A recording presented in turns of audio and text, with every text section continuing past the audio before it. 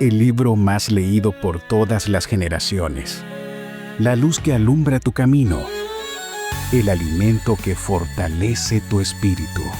Narrado por Wendy Necio Sub, la Biblia en 365 días. 2 de noviembre, día 306 de este viaje emocionante de fe por la Biblia en 365 días. El tema de hoy es obediencia que duele, gracia que sana. Obedecer a Dios no siempre es fácil, a veces nos duele. Nos duele soltar el control, nos duele callar cuando quisiéramos hablar, nos duele perdonar cuando el corazón aún sangra, pero es precisamente ahí, en el punto de dolor, donde comienza la sanidad, donde Dios comienza a obrar. Ezequiel nos enseña que hay obediencias que parecen injustas, difíciles, solitarias, pero que cada acto de fe, aunque cueste, termina revelando la gracia que sana en lo profundo.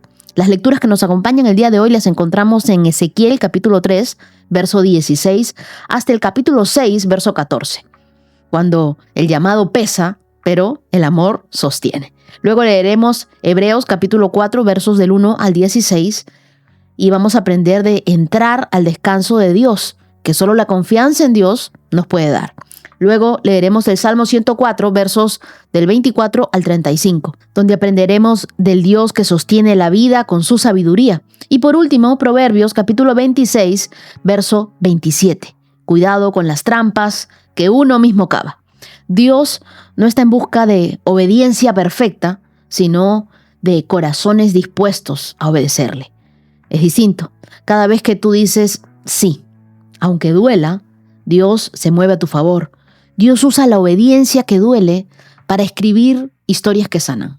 Y hoy quiero contarte, y que lo escuches por ti mismo, el testimonio de Nat Ulloa. Hola Wendy, ¿cómo estás? Mi nombre es Natalia. Yo quería venir a dar testimonio sobre lo que me sucedió a mí. Yo tengo 24 años recién cumplidos. Desde hace mucho tiempo vivo sola y para mí los gastos, el tema económico, eran como cosas que me abrumaban demasiado. Antes pesaba muchísimo. Empecé a hacer unas dietas súper estrictas. Luego de ello vinieron los TDA, los trastornos de atracones alimenticios. Y sumado a ello empecé a sufrir de anorexia nerviosa diagnosticada por mi psiquiatra. En ese momento me sentía muy derrumbada, los atracones cada día eran peor. Me desenfoqué demasiado tanto de mi trabajo como de mi vida personal, como de muchísimas cosas, porque no podía controlar la necesidad de comer y comía y comía y comía hasta sentir una llenura terrible y luego procedía a vomitar. Un día súper cansada ya de la misma situación, me puse de rodillas ante Dios y le rogué que por favor se llevara ese demonio que me estaba atormentando, que me ayudara por favor a tener una relación sana con la comida, que de pronto para otras personas podría ser algo insignificante, pero para mí era una tortura literalmente poder ver un plato de comida y pensar cuántas calorías tenía, si me iba a hacer daño, si lo tenía que ir a quemar en la tarde al gimnasio. Te puedo mostrar incluso donde hacía mis notas del devocional, también me desenfoqué demasiado el devocional. Hasta el día de hoy siento que sigo muy desenfocada y me siento muy culpable, pero le pido perdón a Dios y le pido que me ayude a regresar a su camino. No obstante, yo le prometí a Dios que si Él me ayudaba con el tema de mis atracones y a controlar mi ansiedad, yo iba a dar testimonio de que era posible, de que Dios, todas las cargas que nosotros le pusiéramos, Él las iba a soportar por nosotros. El día de hoy ya no tengo mala relación con la comida. Dios me ayudó y Dios sanó ese demonio que me atormentaba para mis alimentos. Dios sanó mi corazón y quitó mi ansiedad. Ya no siento tanta ansiedad y sé que fue la obra de Dios en mí. El mes pasado de septiembre fue donde empecé a disfrutar de esto, donde empecé a disfrutar de la gloria de Dios y de su promesa y milagro cumplido en mi vida. Ella por años vivió con ansiedad al comer, buscando llenar con comida lo que solo Dios puede sanar. Pero en medio de este reto diario, a través de la palabra de Dios, que es la única que nos sana y que nos cambia, Dios comenzó a obrar. En sus palabras, se fue la ansiedad por comer y todo ha cambiado ahora. Dios la sanó. No fue una dieta, Fue un milagro. La ansiedad se rindió donde comenzó la obediencia a la palabra de Dios. Ahora te pido que me acompañes en una oración. Señor, enséñame a obedecerte incluso cuando duele, a confiar que en cada renuncia se abre paso tu gracia. Sana las áreas donde me cuesta rendirme y recuérdame que tu voluntad siempre tiene un propósito. Gracias, Dios, porque tu amor me disciplina y nunca haces las cosas para destruirnos, Señor, sino para sanarnos. Hoy elegimos obedecer, sabiendo de que esa obediencia nos está restaurando. Esa obediencia nos acerca más a conocerte. Dios, hoy te pedimos que hables a nuestro corazón, que ministres nuestras vidas, que nos enseñes a recibir de ti. Oramos en el nombre de Jesús. Amén. Y ahora te pido que tomes tu Biblia, tu lapicero, tu cuaderno, le pidas al Espíritu Santo que te hable. Muy sensible a la voz de Dios, abróchate los cinturones, comenzamos. Ezequiel, capítulo 3, verso 16. Después de 7 días el Señor me dio el siguiente mensaje. Hijo de hombre, te he puesto como centinela para Israel. Cada vez que recibas un mensaje mío, adviértele a la gente de inmediato. Si les aviso a los perversos, ustedes están bajo pena de muerte. Pero tú no les das la advertencia, ellos morirán en sus pecados y yo te haré responsable de su muerte. Si tú les adviertes, pero ellos se niegan a arrepentirse y siguen pecando, morirán en sus pecados, pero tú te habrás salvado porque me obedeciste. Si los justos se desvían de su conducta recta y no hacen caso a los obstáculos que pongo en su camino, morirán. Y si tú no les adviertes, ellos morirán en sus pecados. No se recordará ninguno de sus actos de justicia y te haré responsable de la muerte de esas personas. Pero si les adviertes a los justos que no pequen y te hacen caso y no pecan, entonces vivirán y tú también te habrás salvado. Luego el Señor puso su mano sobre mí y me dijo, levántate y sal al valle y allí te hablaré. Entonces me levanté y fui. Allí vi la gloria del Señor, tal como la había visto en mi primera visión junto al río Quebar, y caí rostro en tierra. Después el Espíritu entró en mí y me puso de pie, y habló y me dijo, vete a tu casa y enciérrate. Allí, hijo de hombre, te atarán con cuerdas para que no puedas salir a estar con el pueblo. Haré que la lengua se te pegue al paladar para que te quedes mudo y no puedas reprenderlos, porque son rebeldes. Sin embargo, cuando te dé un mensaje, te soltaré la lengua y te dejaré hablar. Entonces les dirás, esto dice el Señor soberano. Los que quieran escuchar, escucharán, pero los que se nieguen, se negarán porque son rebeldes. Ezequiel capítulo 4. Ahora, hijo de hombre, toma un ladrillo grande de barro y ponlo en el suelo, delante de ti. Luego dibuja en él un mapa de la ciudad de Jerusalén y representa la ciudad bajo ataque. Construye un muro a su alrededor para que nadie pueda escapar. Establece el campamento enemigo y rodea la ciudad con rampas de asalto y arietes. Luego toma una plancha de hierro y colócala entre tú y la ciudad. Dirígete a la ciudad y demuestra lo terrible que será el ataque contra Jerusalén. Esto será una advertencia al pueblo de Israel. Ahora acuéstate sobre tu lado izquierdo y pon sobre ti los pecados de Israel. Cargarás con sus pecados todos los días que permanezcas acostado sobre ese lado. Te exijo que cargues con los pecados de Israel durante 390 días, un día por cada año de su pecado. Cumplido ese tiempo, date vuelta y acuéstate sobre el lado derecho 40 días, un día por cada año de pecado de Judá. Mientras tanto, mira fijamente el sitio contra Jerusalén, quédate acostado con el brazo descubierto y profetiza la destrucción de la ciudad. Te ataré con cuerdas para que no puedas moverte de un lado a otro hasta que se hayan cumplido los días del ataque. Ahora ve a conseguir algo de trigo, cebada, frijoles, lentejas, mijo y trigo espelta y mézclalos en un recipiente grande. Con esta mezcla harás pan para ti durante 390 días que estarás acostado sobre tu lado izquierdo. Prepárate raciones de alimento de 228 gramos para cada día y cómelas a determinadas horas. Luego, mide una jarra de agua para cada día y bébela a determinadas horas. Prepara este alimento y cómelo como si fuera un pan de cebada. Cocínalo a la vista de todo el pueblo, sobre un fuego encendido con excremento humano seco, y luego cómete el pan. Después el Señor dijo, Así comerán los israelitas pan contaminado en las naciones gentiles, a donde los expulsaré. Entonces dije, oh Señor soberano, ¿es necesario que me contamine con excremento humano? Pues nunca me he contaminado. Desde que era niño hasta ahora, jamás comí ningún animal que muriera por enfermedad o que fuera muerto por otros animales. Jamás probé ninguna carne prohibida por la ley. Está bien, dijo el Señor. Puedes cocinar tu pan con estiércol de vaca en vez de excremento humano. Luego me dijo, hijo de hombre, haré que escasee el alimento de Jerusalén. Tendrán que racionarlo con mucho cuidado y lo comerán con temor. El agua se racionará gota a gota y el pueblo la beberá afligido por la falta de alimento y de agua. Ellos se mirarán unos a otros llenos de terror y en su castigo se irán consumiendo. Ezequiel capítulo 5. Hijo de hombre, toma una espada afilada y úsala como navaja para afeitarte la cabeza y la barba. Toma una balanza y pesa el cabello en 3 partes iguales.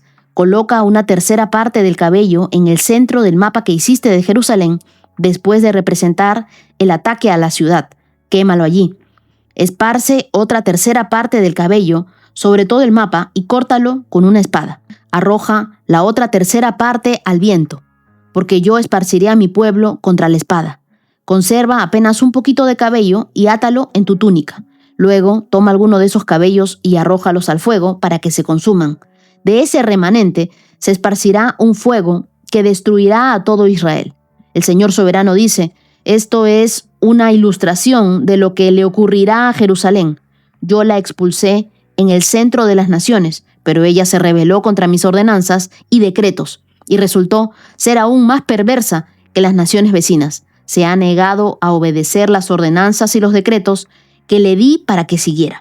Por lo tanto, esto dice el Señor soberano al pueblo. Te has comportado peor que tus vecinos y te has negado a obedecer mis decretos y ordenanzas.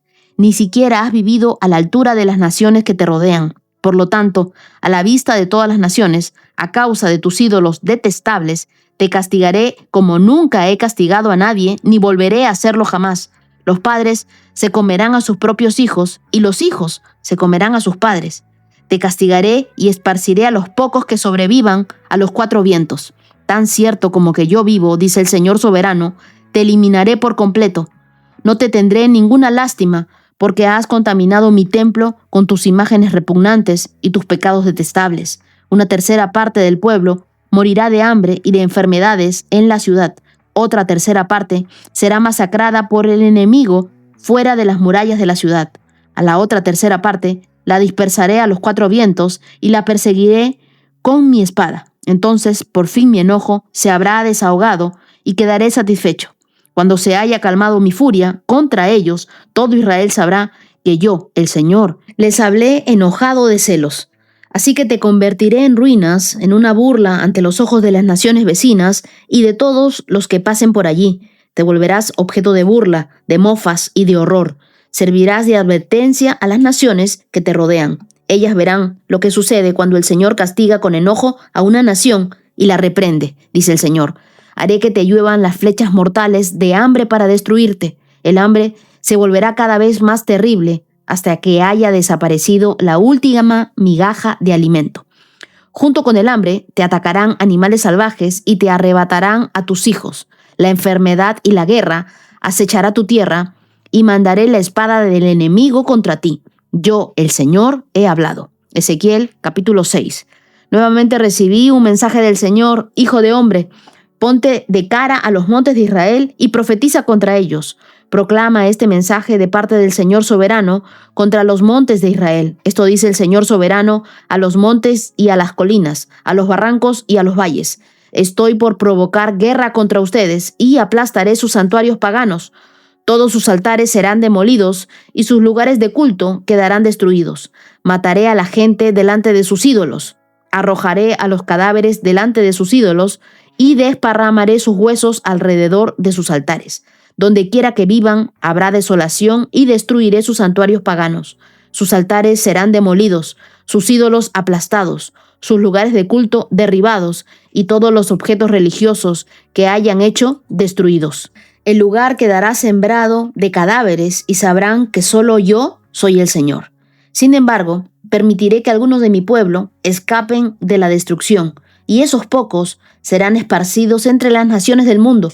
Luego, cuando estén desterrados entre las naciones, se acordarán de mí, reconocerán cuánto me duele la infidelidad de su corazón y la lujuria de sus ojos que anhelan a sus ídolos. Entonces, al fin, se odiarán a sí mismos por sus pecados detestables. Sabrán que solo yo soy el Señor y que hablaba en serio cuando dije que traería esa calamidad sobre ellos.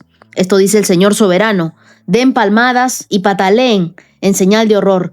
Griten por los pecados detestables que ha cometido el pueblo de Israel. Ahora morirán por la guerra, el hambre y la enfermedad.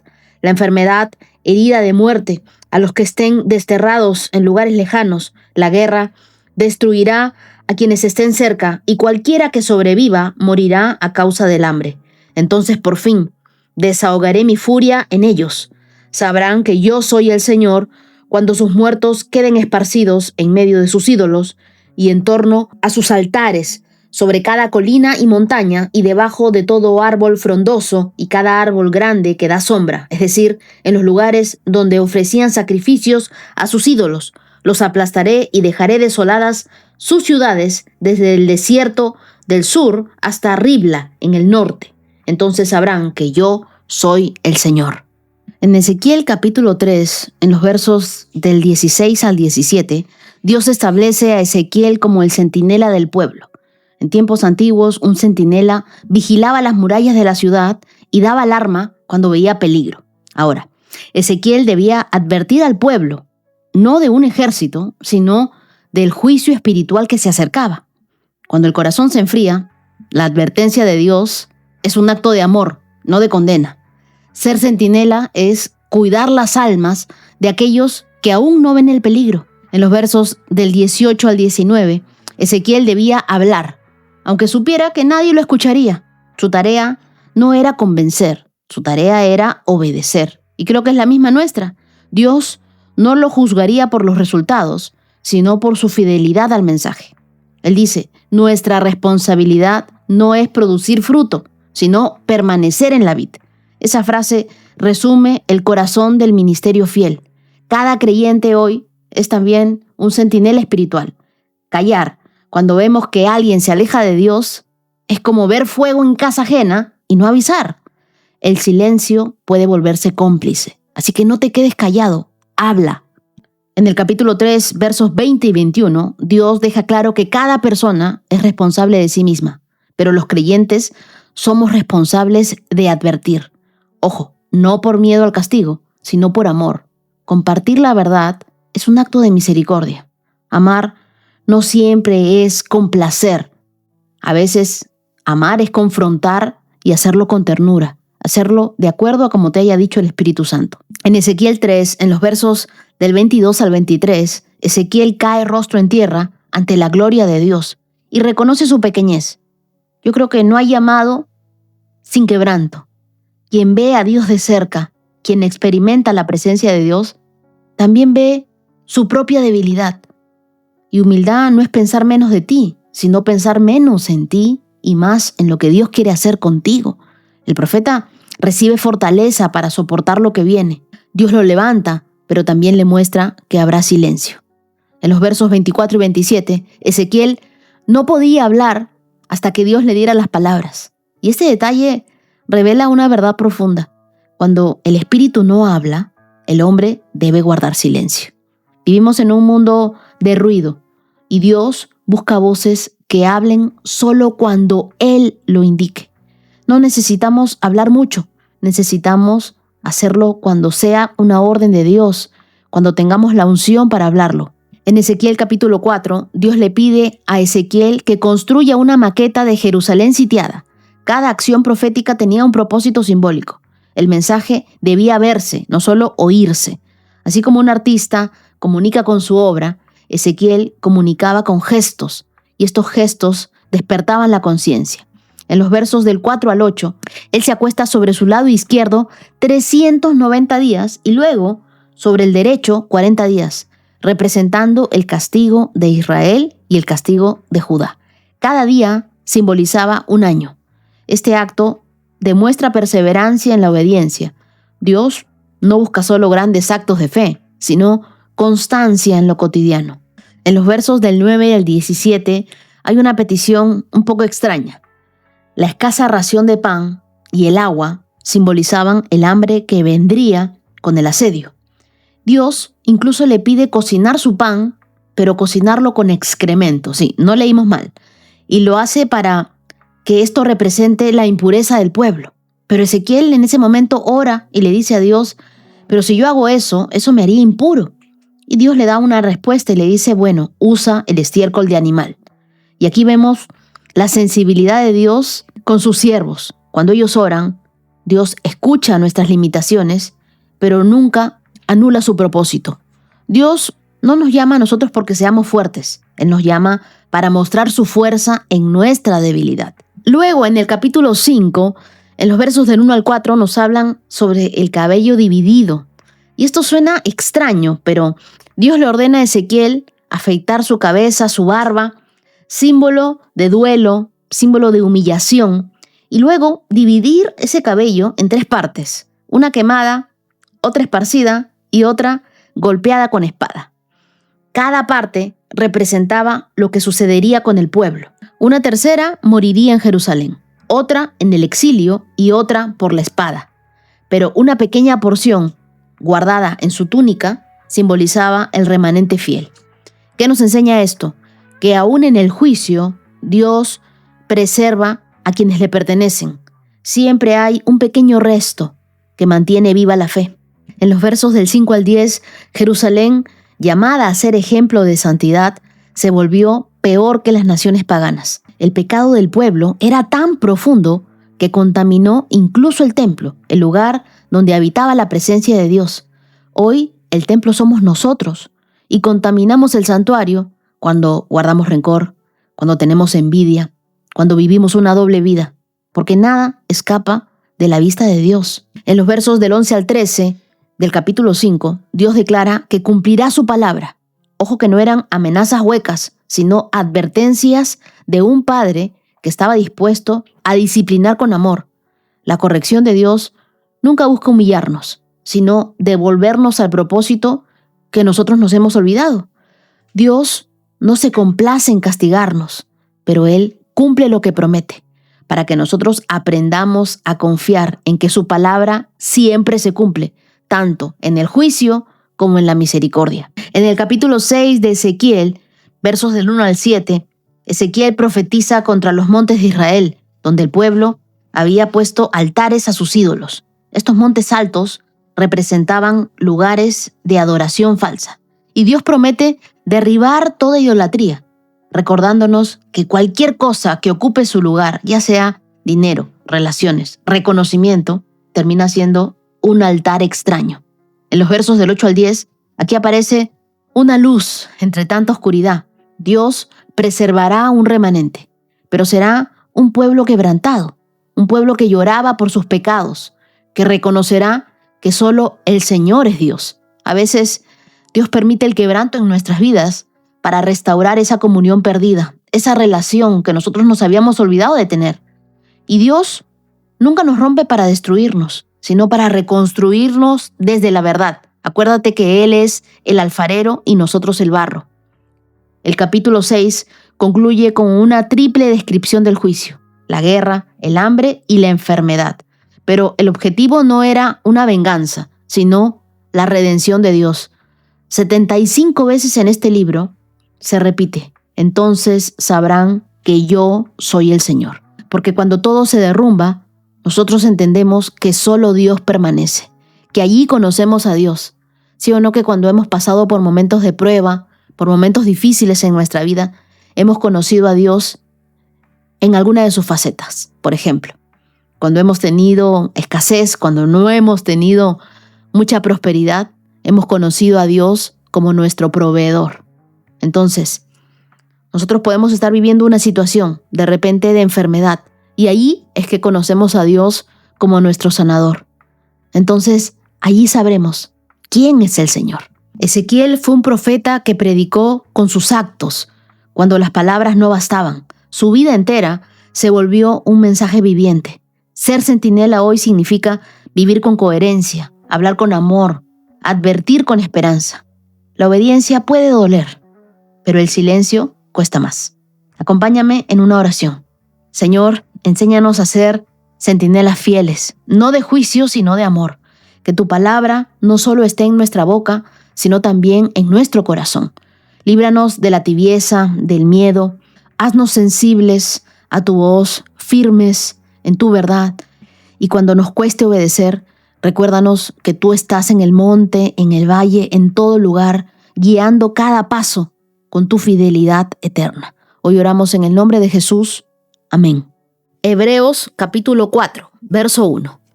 Todavía sigue vigente la promesa que hizo Dios en entrar en su descanso. Por lo tanto, debemos temblar de miedo ante la idea de que alguno de ustedes no llegue a alcanzarlo, pues esta noticia del descanso que Dios ha preparado se nos ha anunciado tanto a ellos como a nosotros, pero a ellos no les sirvió de nada porque no tuvieron la fe de los que escucharon a Dios. Pues solo los que creemos podemos entrar en su descanso. En cuanto a los demás, Dios dijo: en mi enojo juré, ellos nunca entrarán en mi lugar de descanso. Si bien ese descanso está preparado desde que Él hizo el mundo, sabemos que está preparado debido al pasaje en las Escrituras que menciona el séptimo día. Cuando llegó el séptimo día, Dios descansó de toda su labor. Pero en el otro pasaje, Dios dijo: ellos nunca entrarán en mi lugar de descanso. Así que el descanso de Dios está disponible para que la gente entre, pero los primeros en oír esta buena noticia no entraron, porque desobedecieron a Dios.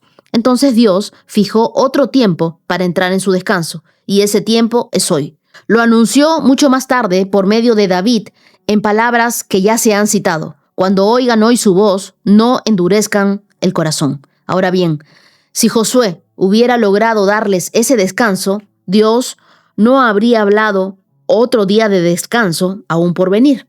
Así que todavía hay un descanso especial en espera para el pueblo de Dios, pues los que han entrado en el descanso de Dios han descansado de su trabajo, tal como Dios descansó del suyo después de crear el mundo.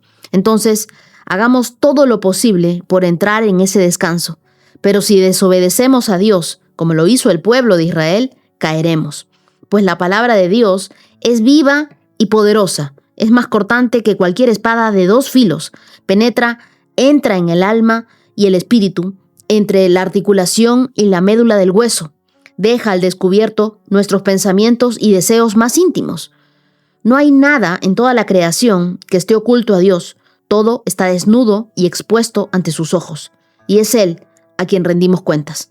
Por lo tanto, ya que tenemos un gran sumo sacerdote que entró en el cielo, Jesús, el Hijo de Dios, aferrémonos a lo que creemos. Nuestro sumo sacerdote comprende nuestras debilidades, porque enfrentó todas y cada una de las pruebas que enfrentamos nosotros. Sin embargo, Él nunca pecó.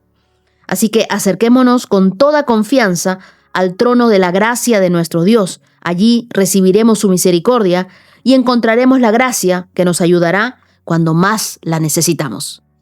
La Biblia nos dice en este capítulo: todavía sigue vigente la promesa que hizo Dios de entrar en su descanso. El autor de los Hebreos habla a los creyentes que enfrentaban cansancio, que enfrentaban dudas, persecución, y así como los israelitas dudaron antes de entrar en la tierra prometida. También esos creyentes estaban tentados a retroceder. Las dificultades del momento, como las que vivimos hoy, podían eclipsar la fidelidad de Dios. El descanso de Dios, ojo, que no es pasividad, tampoco es conformismo, es vivir con la certeza de que Cristo ya hizo la obra. Cuando nosotros confiamos en nuestros propios esfuerzos, el alma se fatiga, pero cuando descansamos en la gracia de Dios, el corazón encuentra paz. Nuestros esfuerzos nunca son suficientes, solo Cristo puede llevarnos a la meta. El texto nos invita a temblar de miedo, pero no de terror, sino por el respeto que nosotros tenemos ante Dios, ante la idea de quedarnos fuera de lo que Dios nos prometió. Y no hay peor cansancio que el de quien se acostumbra a vivir sin fe. En los versos 2 y 3 se nos dice: a ellos no les sirvió de nada porque no tuvieron la fe de los que escucharon a Dios. Así que oír no es lo mismo que creer. Aquí el escritor de los Hebreos nos recuerda algo crucial: escuchar no es suficiente. Los israelitas escucharon la buena noticia, pero no la mezclaron con la fe. Del mismo modo, muchos hoy llenan iglesias, escuchan sermones, se llenan de podcasts, conocen doctrina, pero no viven confiando en Dios. La palabra sin fe no produce fruto. Conocer a Cristo no es solo información, es tener una relación con Él, es tener confianza con Él, es hablar con el Espíritu Santo, es vivir en obediencia. Son muchas cosas. Entonces, mis queridos, la fe no es creer que Dios puede, es creer que Dios lo hará y descansar mientras lo hace. Cuán difícil nos es soltar el control. El verdadero descanso comienza cuando nosotros dejamos de intentar controlar lo que solo Dios puede sostener. Versos 4 y 5. Cuando llegó el séptimo día, Dios descansó de su labor. El descanso que Dios modeló fue desde la creación. Dios no descansó porque estaba cansado, sino porque su obra estaba completa. Su descanso fue una celebración de perfección. ¿Te das cuenta? Este séptimo día fue un anticipo del gozo eterno que nosotros experimentaremos cuando todo sea restaurado, sin pecado ni dolor. Para nosotros, este descanso empieza cuando confiamos en que Cristo terminará su obra perfecta en nosotros, tal y como nos lo dijo en Filipenses capítulo 1, verso 6. Y no se trata de hacer menos, sino de hacer desde la confianza. La fe transforma la ansiedad por resultados en reposo por las promesas de Dios. En los versos 6 y 7 nos dice: entonces Dios fijó otro tiempo para entrar en su descanso, y ese tiempo es hoy. Y no sé si te diste cuenta aquí, pero el autor cita el Salmo 95 para recordarnos que el llamado de Dios sigue siendo actual. Cuando oigan su voz, no endurezcan el corazón. Israel tuvo su oportunidad, pero la desobediencia los dejó fuera. Hoy Dios ofrece otra oportunidad, pero no para entrar en Canaán, la tierra prometida, sino a Cristo. Cada día que nosotros aplazamos obedecer, postergamos el descanso de nuestra alma. Hoy es el mejor momento para reconciliarte, para perdonar, para confiar, para dejar el peso. Mañana puede ser demasiado tarde. El descanso no se gana, el descanso se recibe, pero solo el corazón obediente puede disfrutarlo. En los versos del 8 al 11 se nos dice: si Josué hubiera logrado darles ese descanso, Dios no habría hablado de otro día aún por venir. El descanso que ofrece Dios no se limita a una tierra física, sino a una paz continua con Él. Un descanso que comienza aquí, pero que continúa en la eternidad. Para el creyente, este descanso empieza ahora, en medio del caos, en medio de las responsabilidades, en la rutina, y se consumará en la eternidad, cuando descansemos de toda carga, cuando respiremos y sepamos que ya estamos en la presencia de Dios. Dios no nos está llamando a escapar del mundo, sino a vivir en Él con la mente en el reposo que tendremos. Por eso el texto exhorta: hagamos todo lo posible por entrar en ese descanso.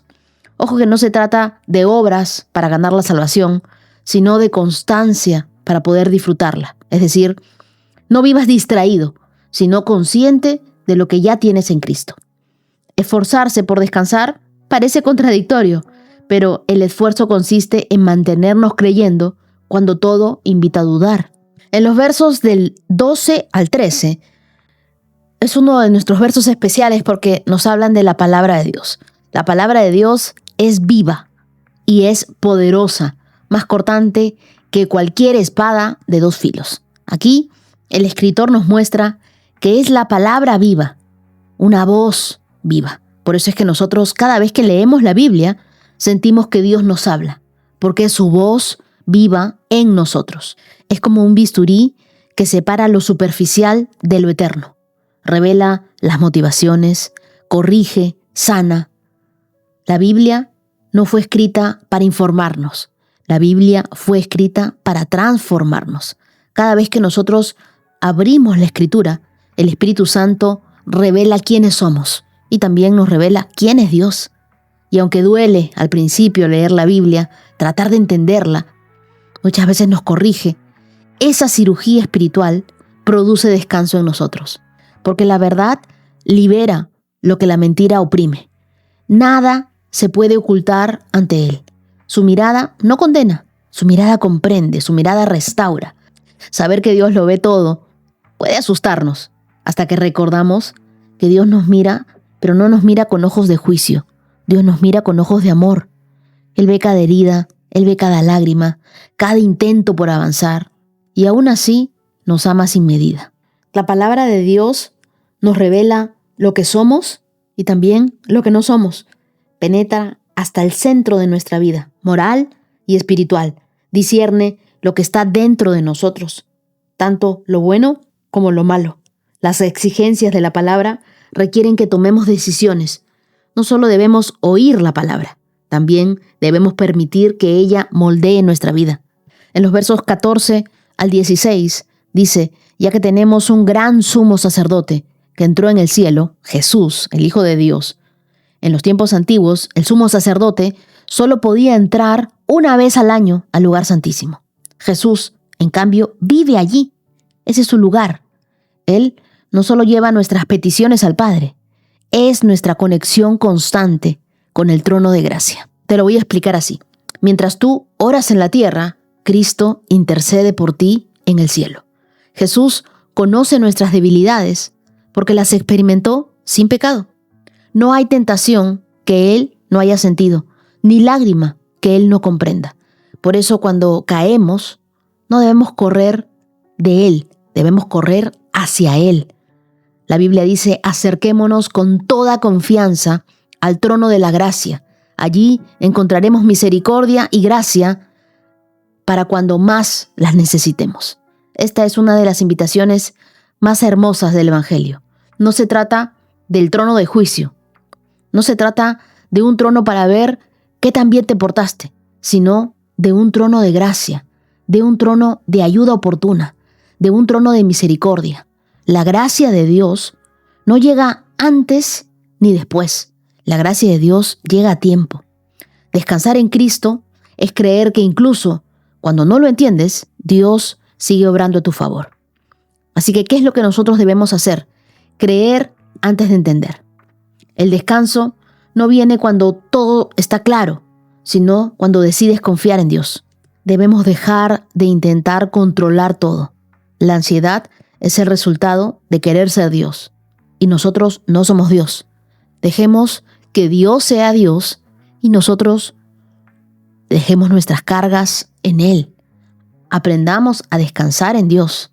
Dejémosle nuestro futuro a Dios. Haz de la palabra tu reposo diario, tu descanso.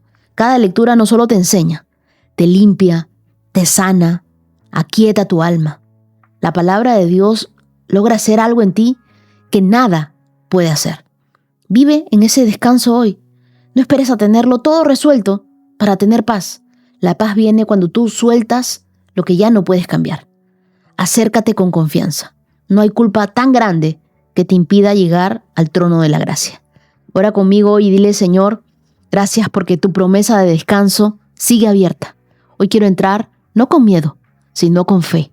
Ayúdame a soltar el control, a confiar en lo que ya terminaste, a descansar en tu amor. Tu palabra me revela, pero también me restaura. Jesús, tú eres mi sumo sacerdote. No necesito otro. Gracias porque tú me entiendes, tú me defiendes, tú me esperas. Enséñame a vivir en ese reposo cada día hasta que llegue el descanso eterno contigo. Oro en el nombre de Jesús. Amén. Salmo 104, verso 24. Oh Señor, cuánta variedad de cosas has creado. Las hiciste todas con tu sabiduría.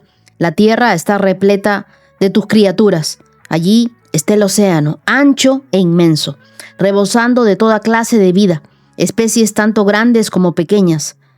Miren los barcos que pasan navegando y al leviatán, al cual hiciste para que juegue en el mar.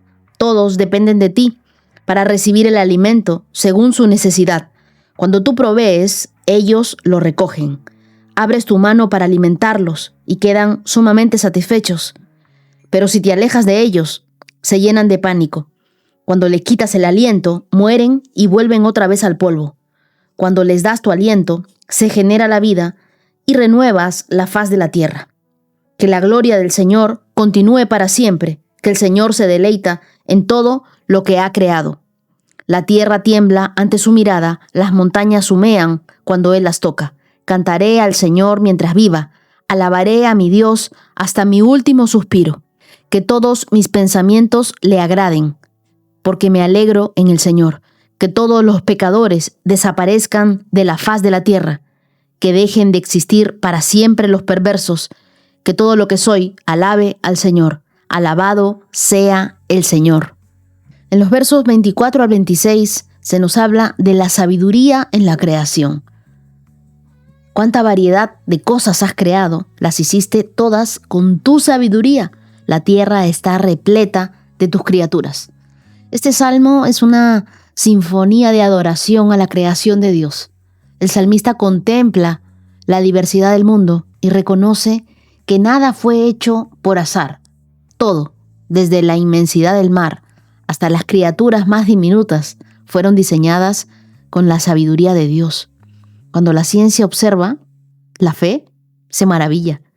Cada especie, cada ecosistema, cada detalle natural refleja el carácter de un Dios ordenado, un Dios creativo. El salmista incluso menciona a Leviatán, una criatura marina que en la antigüedad simbolizaba el poder y el misterio del mar. Pero aquí se presenta como una criatura que juega en el mar. Esto nos enseña que todo lo que nosotros nos parece imponente o incontrolable está bajo el juego y bajo el dominio de Dios. En los versos del 27 al 30, todos dependen de ti para recibir el alimento según su necesidad. Entonces Dios es el sustentador de toda la vida. Aquí el salmista cambia de observación a reconocimiento. La creación no solo fue hecha por Dios, sino que depende de Él cada día. Desde el pez más pequeño hasta el ave más veloz, cada criatura espera la provisión del Creador. Y luego la Biblia nos dice que cuando Dios abre su mano, hay abundancia, y cuando la cierra, hay escasez. Si tú te alejas de ellos, se llenan de pánico. Cuando les quitas el aliento, mueren y vuelven al polvo. Esta frase nos recuerda lo frágil que es la vida humana. Somos polvo animado por el soplo de Dios. Todo lo que respira, vive, porque el aliento divino lo sostiene. Cuando Dios da su espíritu, hay vida. Cuando retira su espíritu, todo vuelve al polvo. Nosotros no somos autosuficientes. Somos sostenidos por un Dios maravilloso. Vivimos en un mundo que presume independencia. Este salmo nos devuelve a la verdad. Dependamos completamente del Dios que da y mantiene la vida. Cuando le das tu aliento, se genera la vida, dice, y renuevas la faz de la tierra. Así como el Espíritu de Dios se movía sobre las aguas en la creación, sigue moviéndose hoy sobre nuestras vidas y renovando lo seco, lo apagado, lo muerto. En los versos 31 y 32 nos dicen que la gloria del Señor continúe para siempre, que el Señor se deleite en todo lo creado. La creación no solo revela el poder de Dios, también refleja su gozo. Dios se deleita en lo que hizo. Le agrada vernos vivos, productivos, disfrutando, creciendo. Dios no solo nos creó, también nos celebra. El salmista observa cómo la tierra tiembla ante su mirada. Las montañas humean cuando Él las toca. Y estas imágenes muestran que el universo responde ante la presencia de Dios. Cada amanecer, cada ola, cada estación es una respuesta al toque del Creador. Ahora, si la creación reacciona ante la presencia de Dios, ¿cuánto más debería hacerlo el corazón humano? En los versos del 33 al 35 dice: cantaré al Señor mientras viva. Alabaré a mi Dios hasta el último suspiro. La contemplación de la creación lleva al salmista a una decisión. Voy a adorar a Dios mientras tenga aliento. No es una emoción pasajera, sino una resolución de vida. La adoración auténtica no comienza en una iglesia, comienza en la admiración de la creación. Tú ves el cielo, ves un atardecer, ves la playa, ves las olas, ves la inmensidad de Dios y dices, ¿cómo no adorar a un Dios tan perfecto, tan grande, tan majestuoso? El salmista ora y dice que todos mis pensamientos le agraden, porque me alegro en el Señor. La verdadera adoración no solo son canciones, sino pensamientos que honran a Dios. Yo me atrevería a decir, mis pensamientos le agradan a Dios.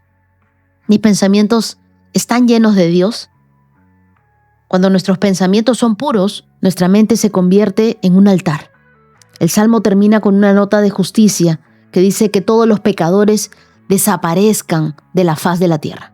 Este no es un deseo de venganza, sino un anhelo por un mundo sin maldad, donde la creación pueda reflejar sin distorsión la gloria de Dios. El salmista concluye con una frase que debería ser nuestra respiración diaria: que todo lo que soy alabe al Señor. Este salmo nos enseña a ver a Dios en todo, en la inmensidad del mar, en el viento que sopla, en el pan sobre la mesa, en el aire que respiramos. Nada en la creación es ordinario. Todo es extraordinario y todo fue pensado para revelar al Creador. Cuando tú te sientas maravillado con algo, recuerda quién lo creó. A veces, para renovar la fe, basta con mirar al cielo, recordar, todo sigue funcionando porque Dios sigue gobernando. Ora conmigo y dile: Señor, gracias por sostener el universo con tu poder y mi vida con tu amor.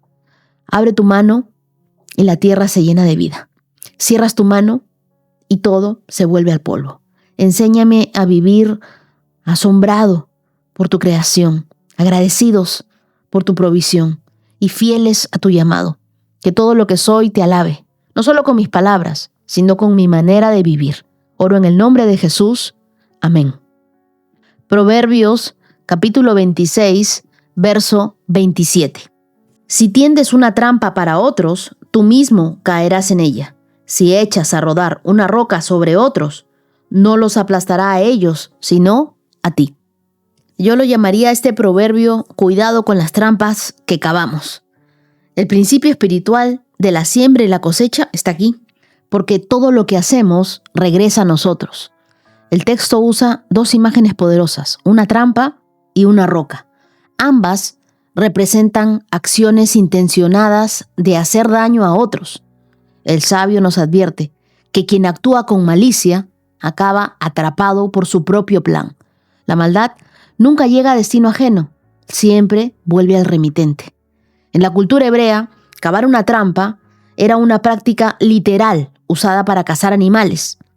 El proverbio toma esa imagen para mostrar que el que cava con malas intenciones termina cayendo en su propio hoyo.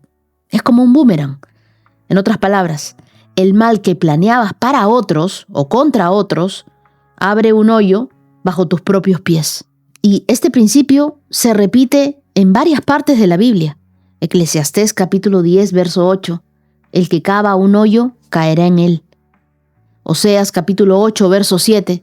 Los que siembran vientos cosechan torbellinos. Gálatas capítulo 6, verso 7. No se engañen, de Dios nadie se burla. Cada uno cosecha lo que siembra. El mensaje es claro. Dios defiende a los inocentes y devuelve al injusto el peso de su propia intención. Cuando alguien obra con engaño, no necesita enemigos. Su propio plan se convierte en su ruina. Hay trampas que parecen ingeniosas, pero terminan siendo boomerangs espirituales. Por eso Jesús enseñó: traten a los demás como quieren que ellos los traten.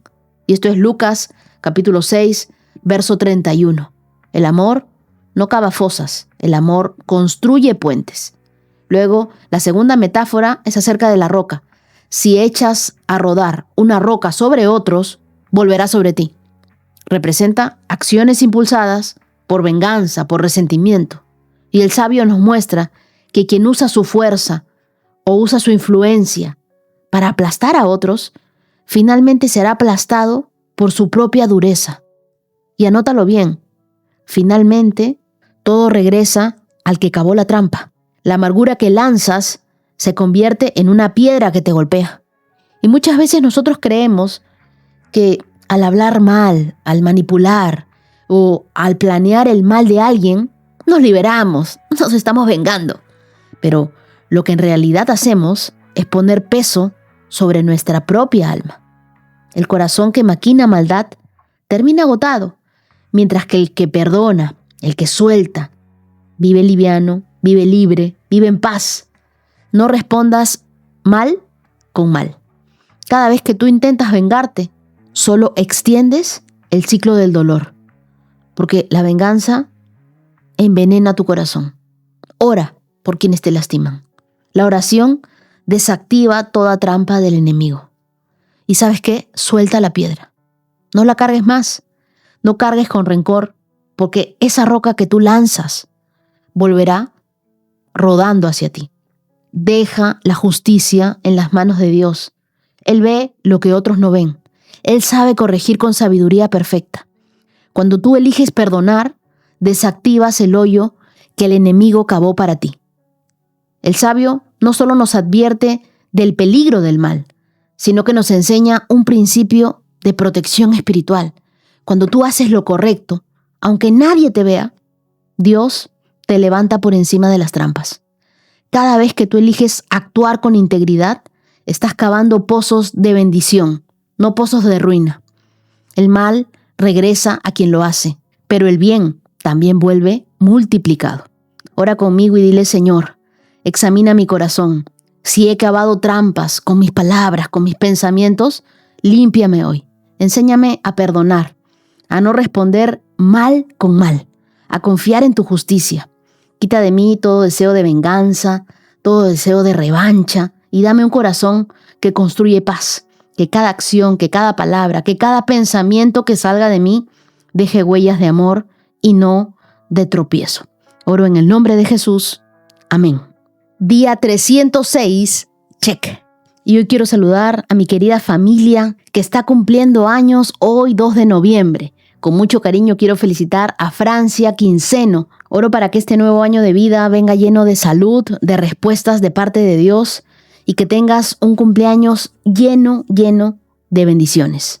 Te regalo Deuteronomio capítulo 6, verso 5. Con mucha gratitud también celebro los 70 años de Miguel Alberto Martínez en Bogotá, Colombia. Tu esposa Marta Liliana bendice tu vida, agradece a Dios por la fortaleza, por la sabiduría que Dios ha puesto en ti. Miguel Alberto, recuerda esta promesa. Aún en la vejez, cuando ya tengas canas, yo seguiré sosteniéndote. Yo lo he hecho hasta ahora y seguiré cargándote y sosteniéndote y salvándote. Isaías capítulo 46, verso 4. Que el Señor te regale muchos años más de vida, de salud y de alegría. Hoy también quiero felicitar a Alexandra Naranjo. Alexandra, gracias por compartir tu testimonio, por recordarnos lo fiel que es Dios, que Él está con nosotros en cada temporada de la vida. Oro para que este nuevo año venga lleno de respuestas de parte del Señor, de nuevas fuerzas, de sueños cumplidos. Te regalo Jeremías capítulo 29, verso 11. Feliz cumpleaños para Jonah Jairo Méndez Sánchez desde Cali, Colombia, de parte de tu esposa María Elena y de tus hijos Alison y Santiago. Ellos quieren decirte cuánto te aman, lo agradecidos que están por tenerte como esposo, como papá. Ellos escuchan juntos este podcast y eso me alegra tanto porque significa que su hogar está edificado por la palabra de Dios. Te quiero regalar el Salmo 92, verso 12, que dice: los justos florecerán como palmeras, crecerán fuertes como los cedros del Líbano. Jonah, que este nuevo año venga lleno de fuerza, de sabiduría, de muchas bendiciones. Que tengas un hermoso día. Hoy también celebro la vida de Verónica.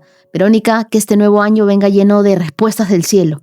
El Señor ve tu fe, escucha tus oraciones y no estás sola. Sé que vienes orando por tu hermana, por tu bebé, por tus hijas Paula, Camila y Sofía y tu mamá Clara, tus hermanos y tus sobrinos. Oro para que este tiempo tú experimentes la paz de Dios, una paz que solamente Él puede dar, que todo lo que toque tus manos prospere. Te quiero regalar el Salmo 138, verso 8. Hoy también felicito a Verónica Páez Anaya.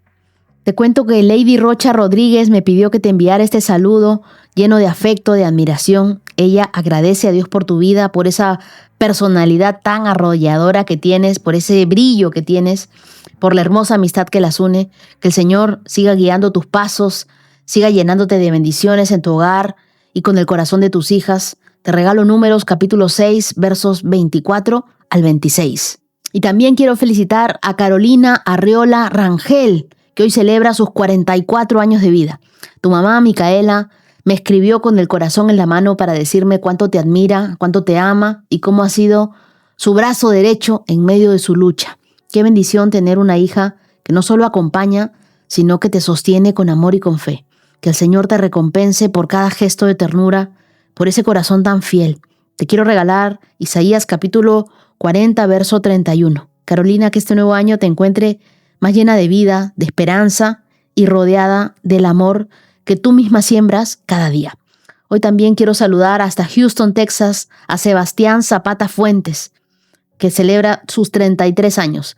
Tus papás y tus hermanos desde Bogotá envían todo su amor, sus oraciones, y ellos agradecen a Dios por tu vida, por cómo sigues compartiendo el mensaje del Señor con un corazón de paz. Te regalo Filipenses capítulo 1, verso 6. Muchas gracias, querida comunidad, por acompañarme hasta aquí. Hoy, 2 de noviembre, yo ya debo estar por Cartagena, disfrutando de las maravillas de nuestro Señor. Les mando un abrazo grande y nos vemos mañana con más de la palabra de Dios. Shalom, shalom. 365 con Dios, con Wendy Necio Sub.